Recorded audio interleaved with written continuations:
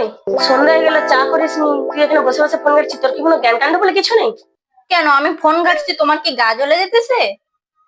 রাজুলে যাচ্ছে, সকাল থেকে আমি রান্না বান্না করে আমি এত কাজ করছি, আমার কি কোনো নেই নাকি?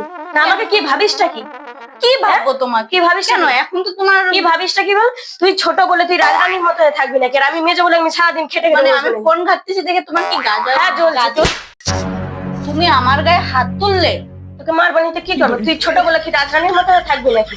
হ্যাঁ চল কাজ করবি, চল। তুমি আজকে আমি সারাদিনই কাজ করবো না। তুই করবি তোর না কাজ করবো, করবি, চল আমি সারাদিন চল তুই। না আমি চল। যাবো না। চল। আমার গায়ে হাত তুললে কেন? আমার হাত তুললে তুমি আমার কিসের গায়ে? জন্য?